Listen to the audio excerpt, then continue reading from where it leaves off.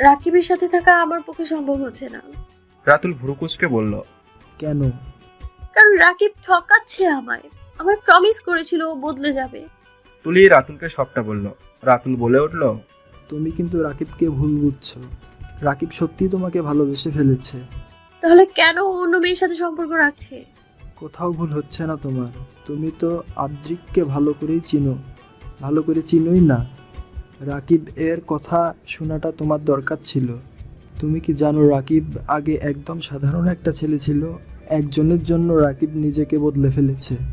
কথাগুলো একদমে বলল রাতুল। তুলি আগ্রহ নিয়ে বলল, কে সে? বছর 3 আগের কথা। রাকিবের একটা মেয়েকে খুব ভালো লেগেছিল। মেয়েটা ছিল স্মার্ট। রাকিবকে আমরা সবাই বলে দে যা হবার হবে। রাকিবও তাই করলো। কিন্তু মেয়েটা রাকিবকে খুব অপমান করেছিল। বলেছিল আগে স্মার্ট হয়ে দেখা। বোকা আরে কত কি। মেয়েটা বলেছিল তুই তো মেয়েদের সাথে ভালোভাবে কথাই বলতে পারিস না, আবার আসছিস আমার সাথে প্রেম করতে। সবাই রাকিবকে নিয়ে হাসাহাসি করছিল। রাকিব নিচের দিকে তাকিয়েছিল। আমরা সবাই আদ্রিককে নিয়ে আসি। রাতুল এইটুকু বলে থেমে যায়। তুলি জিজ্ঞেস করে, তারপর কি হলো ভাইয়া? তারপর আর কি, ছেলেটা খুব ভেঙে পড়েছিল। কারোর সাথে কথা বলতো না। হঠাৎ একদিন রাকিব নিজেকে এইভাবে সবার সামনে নিয়ে আসে।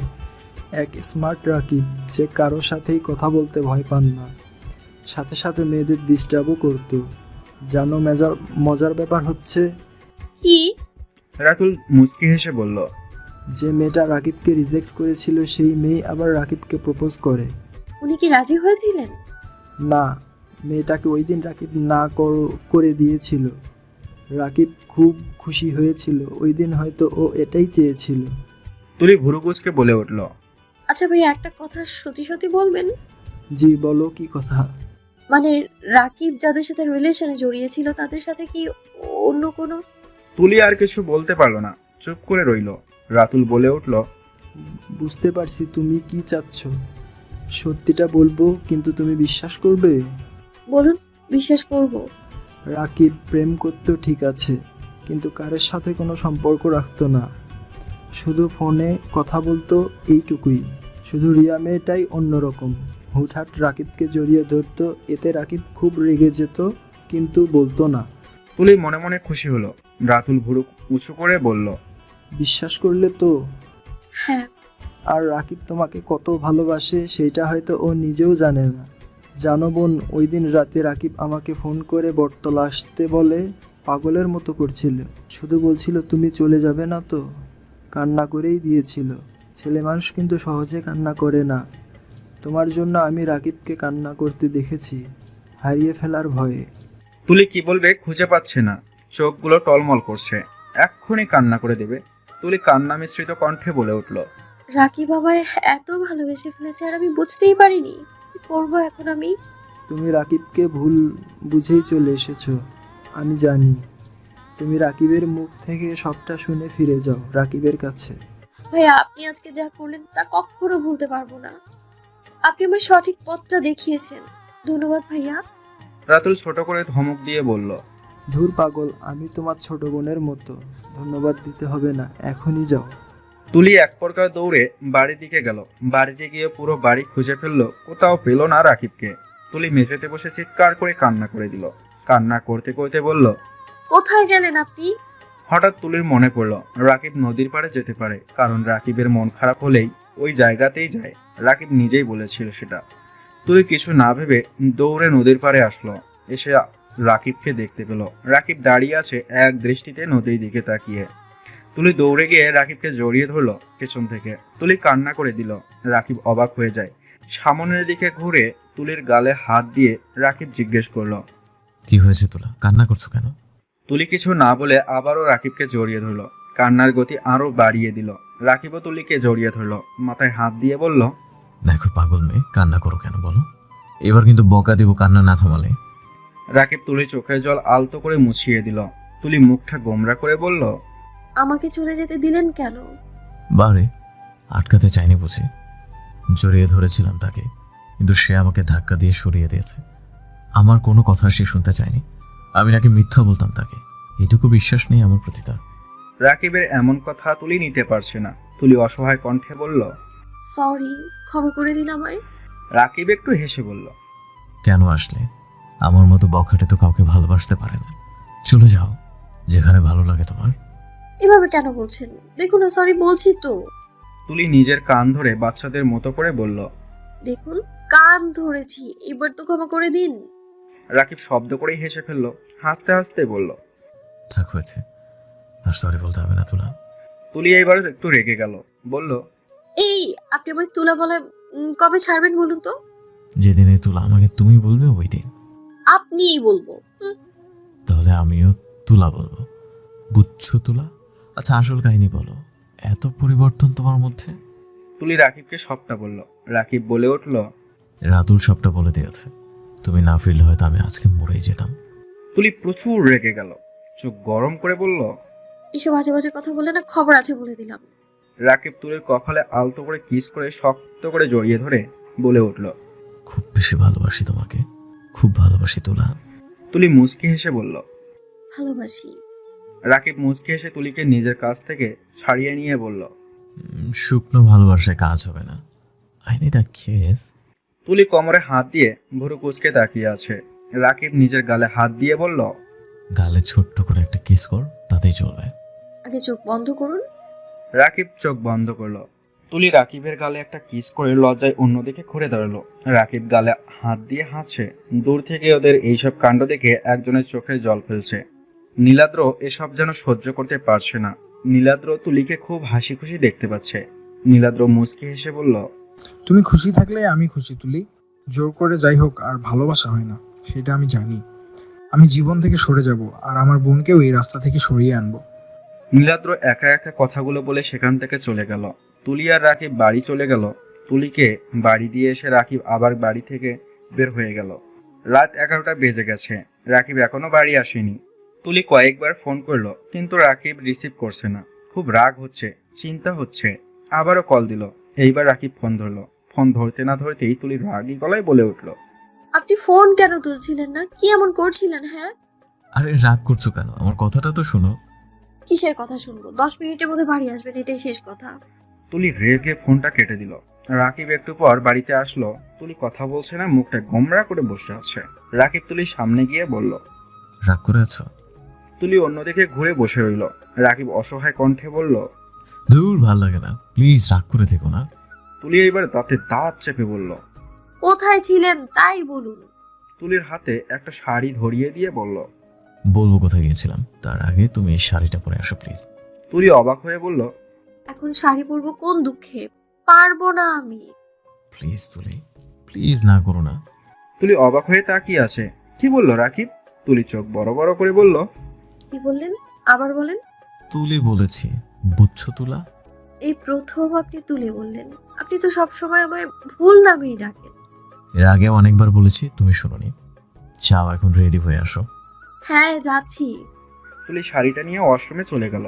নীল শাড়ি এনেছে রাকিব। তুলির খুব পছন্দ হয়েছে। তুলি শাড়িটা পরে বের হলো। রাকিব এক দৃষ্টিতে তাকিয়ে আছে, কিছু বলছে না।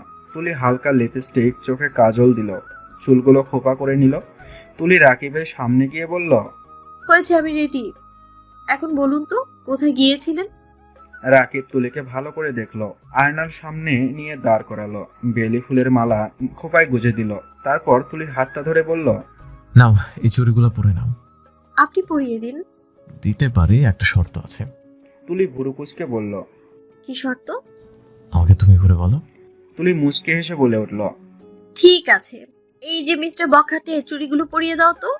দিচ্ছি আমার তুলো রানী। রাকিব চুড়িগুলো পরিয়ে দিল। চুড়িগুলো অনেক বড় হয়েছে। রাকিব মন খারাপ করে বলে উঠল, যা, চুড়িগুলো তো বড় হয়ে গেল। কোনো ব্যাপার না। রাকিব তুলির হাতটা ধরে বাড়ির বাহিরে নিয়ে গেল, গাড়িতে বসিয়ে দিল। তুলি অনেক বলেছে আর কোথায় যাচ্ছি, কিন্তু রাকিব কিচ্ছু বলেনি। একটা পুরনো বাড়ির সামনে রাকিব গাড়ি থামালো। তুলি হাত ধরে বাড়ির ভেতরে নিয়ে যাচ্ছে। তুলি শক্ত করে রাকিবের শার্ট চেপে ধরে আছে। খুব ভয় করছে তুলির। রাকিব তুলির চোখটা ধরলো। তুলি বলে উঠল, কি করছো রাকিব? চোখ ছাড়ো। না, একটু ওয়েট করো। রাকিব তুলিকে রুমে নিয়ে গিয়ে চোখ খুলে দিল। তুলি বড় বড় চোখ করে চারদিকে তাকিয়ে দেখছে ঘরটা কি সুন্দর করে সাজানো। সব কাঁচা ফুল, সারা ঘরে ফুলের ঘ্রাণ। তুলির চোখ ছোট ছোট করে বলে উঠল, এই বাড়িটা কাদের? আর এগুলো কখন করলে? বাড়িটা আমাদের। এই বাড়িটা অনেক আগে আব্বু বানিয়ে রেখেছে। আগে আমরা এখানেই থাকতাম, পরে ওই বাড়ি চলে গেছি। আর এগুলো আমিই করেছি, অনেক কষ্টে। রুম পরিষ্কার করে সাথে এগুলো করার কি দরকার ছিল? অনেক দরকার ছিল। রাকিব তুলির হাতটা নিয়ে একটা রিং পরিয়ে দিল, হাতে আলতো করে একটা কিস করলো, তুলিকে কোলে তুলে নিল। রাকিব বলে উঠল, ভালোবাসি তুলি। তুলি রাকিবের গলা জড়িয়ে ধরে বলল, ভালোবাসি। তুলি লজ্জায় চোখ বন্ধ করে নিল। দুটি ভালোবাসা আজকে পূর্ণতা পেল। সকালবেলা তুলি ওয়াশরুমে গিয়ে লম্বা শাওয়ার নিল। খয়েরি রঙের একটা শাড়ি পরে বের হলো, চুল দিয়ে টুপটুপ করে পানি পড়ছে। রাকিব এখনো ঘুমিয়ে আছে। তুলি লজ্জা লাগছে, রাকিবের দিকে তাকাতেই পারছে না। রাকিবের পাশে গিয়ে বসে তুলি বলে উঠল, এই যে মিস্টার বখাটে, উঠো, অনেক বেলা হয়ে গেছে। আবার ও বাড়িতেও তো যেতে হবে, নইলে আব্বু চিন্তা করবে। রাকিব কিছু না বলে তুলির হাতটা শক্ত করে ধরে নিজের কাছে নিয়ে বলে উঠল। একটু পর উঠি। হঠাৎ রাকিবের ফোনটা বেজে উঠল। রাকিব বিরক্ত নিয়ে বলল, দেখো তো তুলি কে ফোন করলো। তুলি গিয়ে ফোনটা হাতে নিল, হাতে নিয়ে দেখলো রিয়া। তুলি রাকিবকে বলল, রিয়া কল করেছে। ফোন ধরো না, এই মেয়েটা আমাকে বিরক্ত করে খাচ্ছে। কোনো দরকারও তো থাকতে পারে, আমি কথা বলে দেখি। তুলি ফোনটা ধরলো। ওই পাশ থেকে রিয়া বলে উঠল, রাকিব, আমি চলে যাচ্ছি না ফেরার দেশে, ভালো থেকো তুমি। তুলি চমকে উঠল, কি বলছে এইসব? রিয়া ফোনটা কেটে দিল। তুলির খুব কান্না পাচ্ছে। রাকিব ব্যাপারটা খেয়াল করলো, উঠে তুলির সামনে গেল। তুলি এখনো দাঁড়িয়ে দাঁড়িয়ে চোখের জল ফেলছে। রাকিব জিজ্ঞেস করলো, কি হয়েছে, কান্না করছো কেন? রিয়া বলল না ফেরার দেশে চলে যাচ্ছে। এইসব কি বলছে? মানে? তুলি সবটা বলল। তুলি কান্না করতে করতে বলল, অনেক বড় ভুল হয়ে গেছে, তুমি রিয়ার কাছে ফিরে যাও, ও তোমার পাগলের মতো ভালোবাসে। রাকিব রেগে তুলিকে ধমক দিয়ে বলল, আর আমি যে তোমাকে ভালোবাসি সেটার কি হবে? কি চাচ্ছ তুমি? হ্যাঁ, আমি রিয়ার কাছে গেলে তুমি খুশি থাকতে পারবে? বলো। না। এইসব বলে কোনো লাভ নেই, আমি তোমাকে ছাড়ছি না। এখন চলো রিয়ার বাড়ি, রিয়াকে বোঝাতে হবে গিয়ে। ওকে, চলুন। দাঁড়াও, আমি একটু ওয়াশরুম থেকে আসি। রাকিব ওয়াশরুমে গিয়ে একদম গোসল করে বের হলো। কালো প্যান্ট, সাদা শার্ট, চুলগুলো এলোমেলো। রাকিব আর তুলি রিয়ার বাড়ি চলে গেল। রিয়ার রুমে গিয়ে দেখলো রিয়া মুখটা গোমরা করে বসে আছে। রাকিবকে দেখে খুশি হলেও তুলিকে দেখে আবার মুখটা গোমরা করে ফেললো। রাকিব রিয়ার পাশে বসে রাগী গলায় বলল, কি শুরু করেছো তুমি? হ্যাঁ, যা করেছি বেশ করেছি, মরে যাব আমি, বুঝতে পারছো তুমি? রাকিব ঠাস করে একটা থাপ্পড় বসিয়ে দিল। ধমক দিয়ে বলল, মরা এত সোজা? দেখো, জোর করে আর যাই পাও, ভালোবাসা পাবে না। তোমার এই অবস্থার জন্য আমি দায়ী। আমি তোমার কাছে হাত জোর করে ক্ষমা চাচ্ছি, মাফ করে দাও আমাকে প্লিজ। নিজের জীবনটা নতুন করে শুরু করো। তুলিও অনেক বোঝালো রিয়াকে, নীলাদ্র এসেও অনেক বোঝালো। শেষে রিয়া বলল, ঠিক আছে, তোমাদের কথা মেনে নিচ্ছি, কিন্তু রাকিব, তুমি সারা জীবন আমার বেস্ট ফ্রেন্ড হয়ে থাকবে তো? হ্যাঁ, থাকবো, প্রমিস। এইভাবে সুখে শান্তিতে 5টা বছর কেটে গেল। তুলির পড়াশোনা শেষ। রাকিব ওর বাবার বিজনেসটাই সামলাচ্ছে। তুলি পরীর পিছনে দৌড়াতে দৌড়াতে বলল, দাঁড়া পড়ি, তুই খুব দুষ্ট হয়েছিস, আজকে তোর খবর আছে। পরী হচ্ছে রাকিব আর তুলির মেয়ে। বয়স 2 বছর 6 মাস। কথা স্পষ্ট হয়নি, দেখতে একদম পরীর মতোই হয়েছে। রাকিব মাত্র অফিস থেকে ফিরল। পরী রাকিবকে দেখতেই ওর পা জড়িয়ে ধরল। রাকিব হেসে কোলে তুলে নিল, বলল, কি হয়েছে আমার মায়ের? এভাবে দৌড়াদৌড়ি করছো কেন? বাবা, মা আমাকে মারবে। তোমার মাকে আমি মেরে দিব, তুমি ভয় পেও না মা। তুলি কোমরে হাত দিয়ে ভুরু কুঁচকে দুজনের কথা শুনছে। তুলিকে দেখেই পড়ি রাকিবের গলা জড়িয়ে ধরলো। রাকিব তুলিকে বলল, এভাবে বকছো কেন আমার মাকে? আর ও বলছে তুমি নাকি পরীকে মারবে, এটা ভুলেও করবে না, বুঝছো? মারবো? তুমি জানো তোমার মেয়ে কত দুষ্ট, সারাদিন আমায় জ্বালিয়ে মারে, একটুও খেতে চায় না। রাকিব পরীর দিকে তাকিয়ে মিষ্টি করে বলল, কি শুনছি আমি? মা, তুমি নাকি খেতে চাও না? পরী ভয়ে ভয়ে বলল। এখন খাবো বাবা। রাকিব একটু চিন্তা করে তুলিকে বলল, আব্বু কোথায় তুলি? আব্বু ঘরে আছে, ওষুধ খেয়ে ঘুমোচ্ছে। ও আচ্ছা। পরী বলে উঠল, কে আনছো বাবা আমার জন্য? এ বাবা, কিছু আনিনি তো আমার মায়ের জন্য। পরী মুখটা গোমরা করে ফেলল। রাকিব মুচকি হেসে পকেট থেকে চকলেট বের করে পরীর সামনে ধরলো। পরী খুশি হয়ে সবগুলো নিয়ে নিল। রাকিব পরীর কপালে আলতো করে কিস করলো। পরী রাকিবের গালে কিস করলো। তুলি অভিমান করে বলল, বাহ পুরি, শুধু বাবাকেই আদর করছিস আর আমি কি উড়ে এসেছি? হ্যাঁ, রাকিব আর পরি দুজনেই হেসে দিল। রাকিব তুলিকে এক হাত দিয়ে জড়িয়ে ধরল, পরি তুলির গালে কিস করলো। এভাবেই সুখ শান্তিতে মান অভিমানে জীবন চলছে। ভালো থাকুক পৃথিবীর সকল ভালোবাসা।